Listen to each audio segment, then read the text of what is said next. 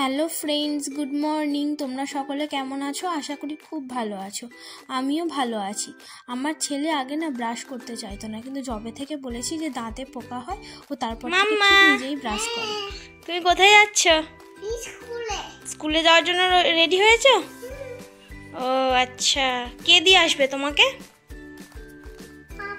পাপা দিয়ে আসবে। ঠিক আছে, চলো।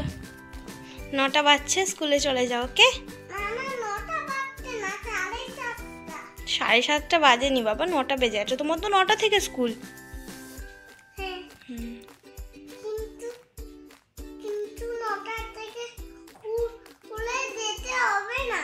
যেতে হবে তো। ওকে এখানে স্কুলে যাওয়ার জন্য তৈরি করে দিয়ে আমি ওর বোতলে জল ভরে দিচ্ছি, আর ওর টিফিনটাও তার সাথে রেডি করে দিচ্ছি। প্রতিদিন যে টিফিনে কী দেবো সেটাই বুঝতে পারি না, তো আমিও এখানে টিফিনটা রেডি করে দিলাম। টিফিনে কেক আর বিস্কিট দিয়ে দিলাম। ও এখানে স্কুলে যাওয়ার জন্য পাপার সাথে তৈরি হয়ে গেছে। বাই।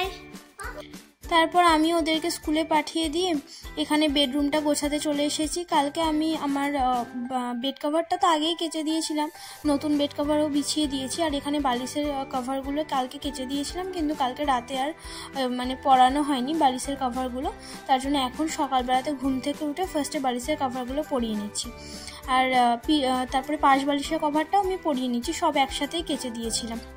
এখানে সব কিছু ভালোভাবে গুছিয়ে সকাল সকাল ভালো রোদ উঠে গিয়েছিল। তারপর আমি এখানে জামা কাপড়গুলো, মানে এগুলো কাল থেকে মেলা ছিল, তো জামা কাপড়গুলো এখানে তুলে এনে সুন্দর করে গুছিয়ে রাখলাম।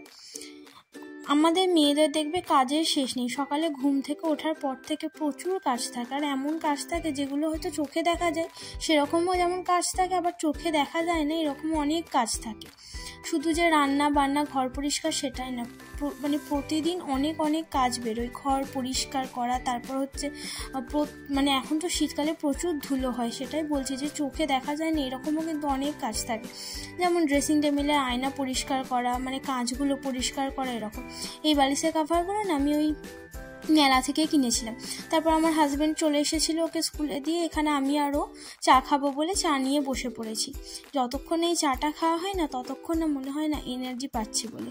যাই হোক, এখানে চা আর বিস্কিট নিয়ে বসে পড়েছি। সকালে চা বিস্কিটটাই কিন্তু খেতে বেশি ভালো লাগে। তারপর আজকে আবার এখানে আমাদের চিকেন রান্না করা হচ্ছিল, তো আমার হাজব্যান্ড বললো যে আজকে মানে ও রান্না করবে, সেটাও আমাকে বলছিল যে আজকে আমিই রান্না করি।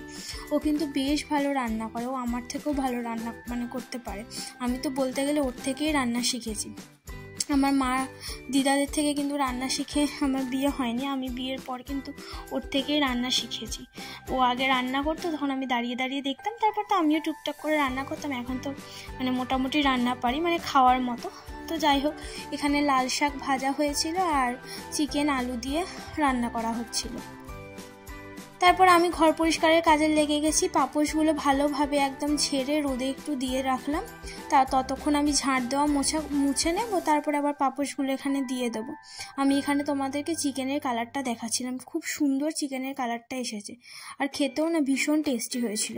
যেহেতু আমি পরে ভয়েস দিচ্ছি তাই আমি বলতে পারছি খেতে খুব ভালো হয়েছিল। তারপর আমার হাজব্যান্ড অফিস যাবে বলে এখানে আমি ওকে একটু ফ্রুটস দিয়ে দিলাম। ও যেহেতু বাড়ি থেকে লাঞ্চ করে যায় তাই আমি ওকে ফ্রুটসটাই দেওয়ার চেষ্টা করি। এখানে একটু মোসাম্বি আর খেজুর দিয়ে দিলাম ওকে টিফিনে। তো তারপরে ও অফিসে বেরিয়ে গেল, আর আমি এখানে একেবারে আমার ছেলেকে নিয়ে দুপুরে না একটু রেস্ট করি, নয়তো আর ভালো লাগে না সকাল থেকে ওঠার পর থেকে। তো সন্ধ্যাবেলাতে ছেলেকে একটু পড়তে বসিয়ে দিই। ওটাকে কি বলে মাম্মা? হ্যাঁ, ঠিক বলেছো। আর এখানে ইউ দিয়ে কোনটা স্টার্ট সেটা করো। ইউ দিয়ে কোনটা স্টার্ট? ওটা নয়, ওটা হচ্ছে শামুক। স্নেল মানে হচ্ছে শামুক। আচ্ছা, এখানে তুমি আগে বলো, ইউ দিয়ে যেটা স্টার্ট তুমি সেটা সার্কেল করেছো এইটা, আর কোনটা স্টার্ট বলো। হ্যাঁ, ওটাকে কি বলে বলো বলো বলো। এইমাত্র বললাম আম্পায়ার। ওটাকে সার্কেল করো, ভালো করে করো, স্পষ্ট করে যাতে বুঝতে পারে আন্টিরা। হ্যাঁ, গুড। তাহলে ওটাকে কি বলে বলো? যেটা সার্কেল করলে সেটাকে কি বলে? হ্যাঁ, ঠিক বলেছো মাম্মা। আর এটা কি? ও এমনি চশমা পরে। তুমি বলো এটা কি? এটা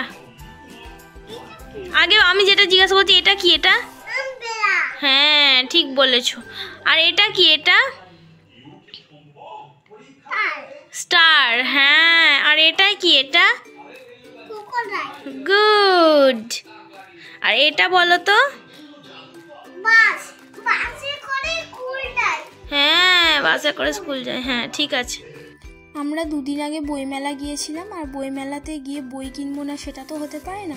আগে আমাদের নিজেদের জন্য বই কিনতাম, আর এখন বিয়ের পরে বেবি হওয়ার পরে এখন বেবির জন্য বই কিনছি। তো যাই হোক, এখানে ওর জন্য আমি তিনটে বই কিনেছি, একটা ড্রয়িং বুক আর একটা এরকম ফিশের। ওই এই ফিশটা নেবো বলছিল, নয়তো আমি এই ড্রয়িংটা আর পরে যেটা দেখাচ্ছি তোমাদেরকে ওই ABCD 1 2 মানে সবই ওর মধ্যে আছে, ওটা কিনছিলাম। তো ও দেখে বললো যে মাম্মা আমি এই ফিশেরটাও কিনবো, তো তারপর আমি ওকে এই ফিশেরটাও কিনে দিয়েছিলাম। বইমেলাতে ভীষণ ভিড় ছিল আমরা যেদিন গিয়েছিলাম। তো তারপর এখানে রাতের ডিনারটাও রেডি করে নিচ্ছি। আমার না আজকে সন্ধ্যাবেলা থেকে না রান্না করতে হয়নি, কারণ কালকে আমি বেশি করে রুটি করা হয়ে গিয়েছিল, আর অত রুটি না আমরা খেতে পারিনি। ওর জন্য কালকে রুটি ঘুগনি সবই ছিল, ওগুলো আবার নষ্ট হয়ে যাবে, তার জন্য আবার আমরা আজকে রাতে আর কিছু রান্না করতে হয়নি আমাকে। আমার হাজব্যান্ড বললো ওগুলোই গরম করে দিও, খেয়ে নেবো। আর এখানে আবার আমার ননদ না আমার হাজব্যান্ডকে দিয়ে পিঠে পাঠিয়েছিল, মানে ও অফিস থেকে আসার পথে আমার ননদের বাড়িতে গিয়েছিল, তো আমার ননদ এখানে পিঠে দিয়েছিল।